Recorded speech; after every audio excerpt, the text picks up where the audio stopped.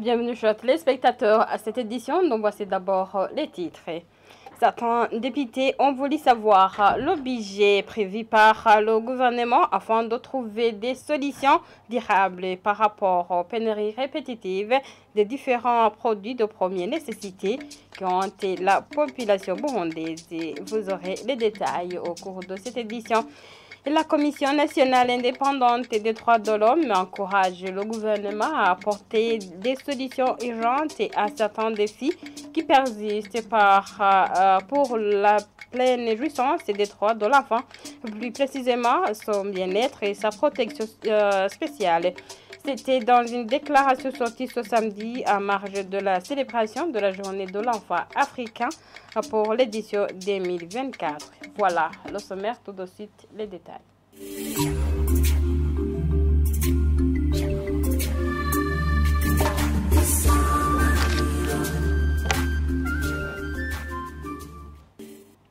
Bienvenue encore une fois. Certains députés ont voulu savoir le budget prévu par le gouvernement afin de trouver les solutions durables par rapport aux pénuries répétitives des différents produits de première nécessité qui ont hanté la population burundaise.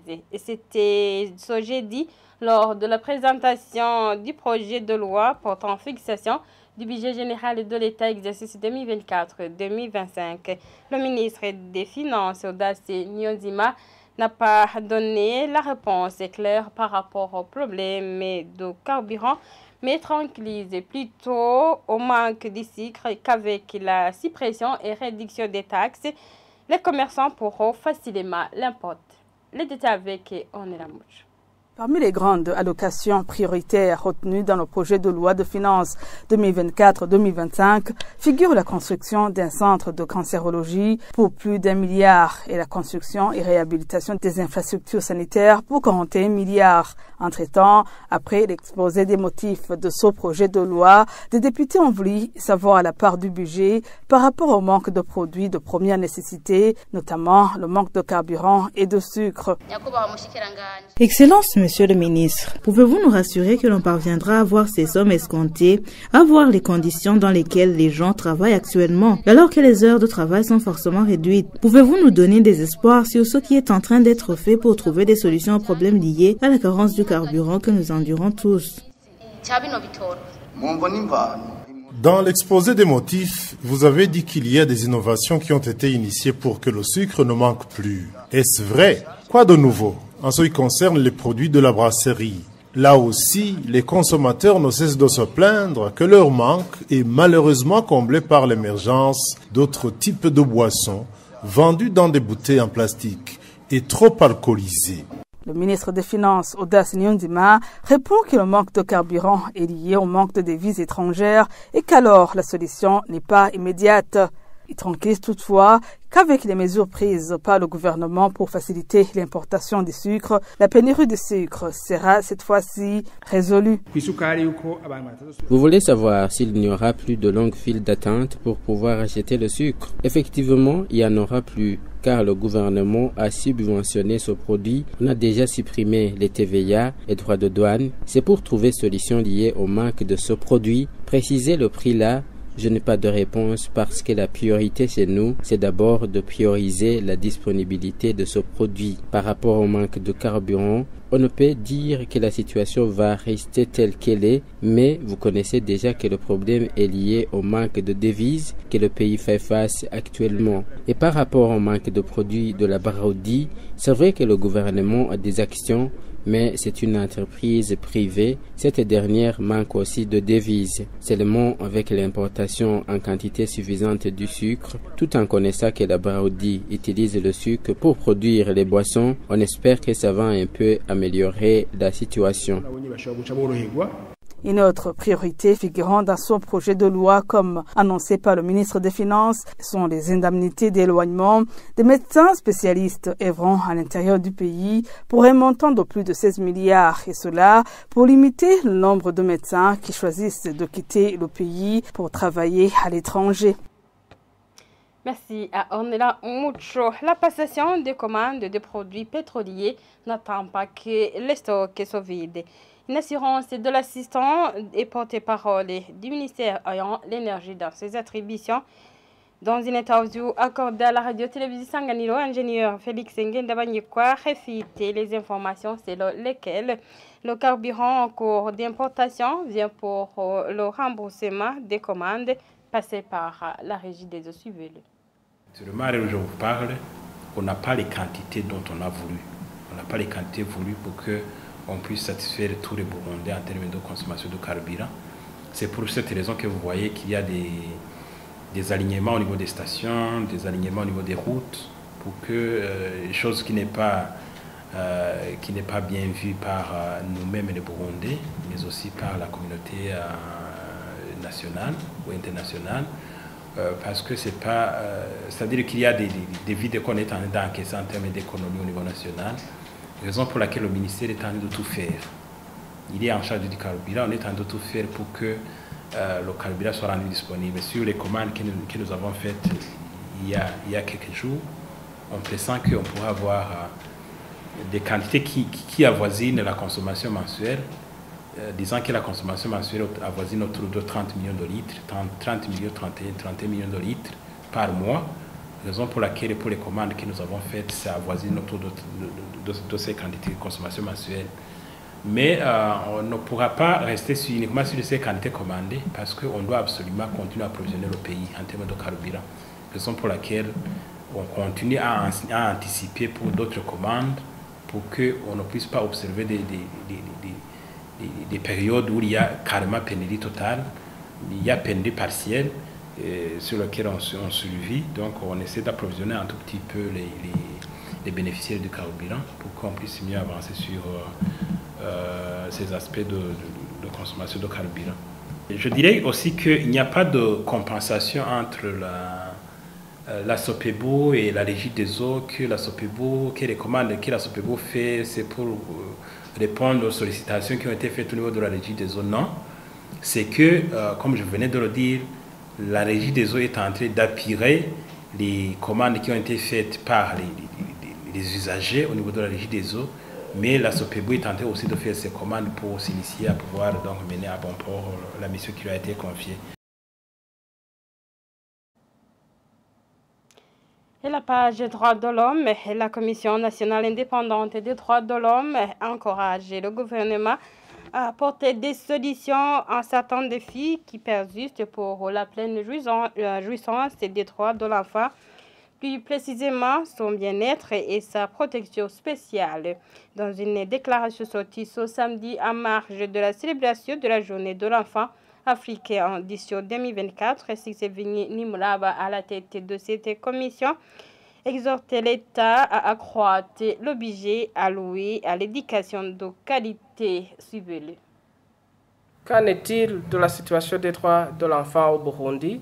La CNIDH apprécie les avancées perceptibles déjà réalisées et encourage le gouvernement à apporter des solutions urgentes et appropriées à certains défis qui persistent, à savoir le bien-être de l'enfant, la protection spéciale de l'enfant. Actuellement, au Burundi, les cas des infractions commises par les mineurs en conflit avec la loi sont traités avec célérité dans différents cours et tribunaux du Burundi, excepté la lenteur observée parfois à la phase préjuridictionnelle, alors que les mineurs en conflit avec la loi ne peuvent pas être détenus dans les mêmes conditions que les adultes. La CNIDH constate que les défis persistent en dépit de ce progrès dans le domaine de protection et de promotion des droits de l'enfant. Les obstacles à la pleine jouissance du droit à l'éducation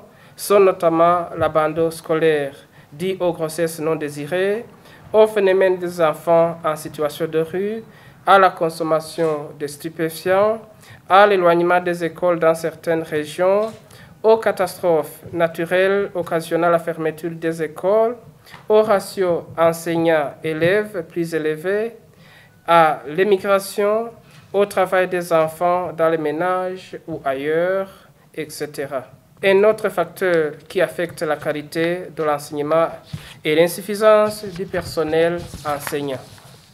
La CNIDH exhorte l'État du Burundi d'accroître l'allocation budgétaire pour une éducation de qualité, de multiplier les pôles d'excellence, de doubler d'efforts pour la promotion de la formation des formateurs spécialisés en faveur des écoles inclusives, d'entreprendre un cadre légal pour rendre l'enseignement fondamental obligatoire, en plus de sa gratuité déjà acquise, de continuer à appliquer des mesures spécifiques pour assurer l'éducation des enfants en situation de vulnérabilité, de pourvoir autant que faire se peut au manque de personnel enseignant et continuer à respecter les engagements internationaux et régionaux en matière de protection et de promotion des droits de l'enfant.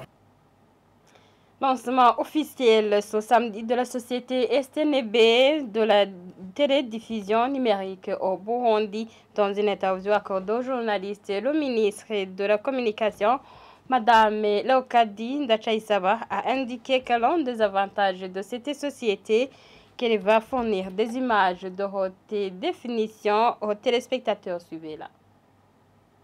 La population dans l'intérieur du pays pourra suivre les informations et les activités qui passent au niveau des télévisions qui œuvrent ici au Burundi. Et un autre avantage, c'est que les deux chaînes de la RTNB, la chaîne 1 et la chaîne 2, vont pouvoir être diffusées à l'intérieur du pays gratuitement. Et c'est un avantage pour la population en général qui vont pouvoir bénéficier de ces deux chaînes gratuitement, même s'ils n'ont pas pu avoir les fonds pour s'acheter des bouquets. Un autre avantage, c'est que les autres télévisions qui œuvrent ici au Burundi, et la plupart ici à Bujumbura, donc qui ne parvenaient pas à pouvoir diffuser leurs programmes et les informations à l'intérieur du pays, vont pouvoir le faire à travers cette société STNB. Une autre chose, c'est que la population pourra se développer, s'auto-développer à travers les émissions qui vont passer dans les télévisions à l'intérieur du pays. Donc, ils pourront voir et échanger les expériences avec d'autres, que ce soit au niveau de l'intérieur du pays ou bien à l'extérieur du pays. Donc, la population va avoir aussi les impôts, les taxes à travers le fonctionnement de cette société.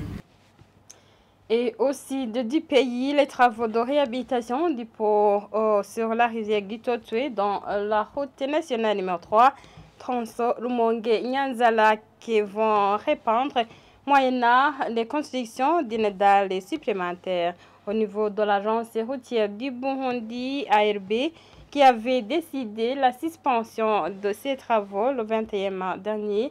L'on informe que les récents résultats du béton de la dalle y aménagée ont été en dessous des normes. Les détails avec Jean-Pierre Misago. Après le bétonnage de la dalle de ce pont sur la rivière Gitotwe, les travaux se sont arrêtés visiblement sur le ferraillage. Mais les travaux devraient être terminés avec le 21 mai 2024 dans la planification de la réhabilitation de ce pont. Alors qu'aucun signe sur le terrain ne présage la poursuite et l'achèvement des travaux à court terme, certains des usagers de cette route se demandent ce qui se passe. Au niveau de l'agence routière du Burundi, maître d'ouvrage délégué du gouvernement burundais dans ce projet, l'on informe que l'on s'est donné 28 jours qui prendront fin le 21 juin 2024, une période nécessaire pour déterminer si les travaux se poursuivront ou s'ils recommenceront. En effet, selon l'agence routière du Burundi, c'est au bout de cette période qu'on aura le résultat sur les essais de béton ayant servi dans la construction de la dalle. Si le résultat est dans les normes, les travaux vont continuer et s'achever. Et dans le cas contraire, l'ARB informe que l'entreprise Chico exécutant le projet de réhabilitation de la route nationale numéro 3, tronçon Rumongue-Nyanzalak, devra tout démolir et recommencer. Ces travaux avaient été suspendus après des résultats sur les essais du béton de la dalle en dessous des normes au bout d'une période de 7 jours selon l'agence routière du Burundi. Et voilà, chers téléspectateurs, c'est par-ci que nous mettons point à cette édition. Merci de l'avoir suivi. Au revoir.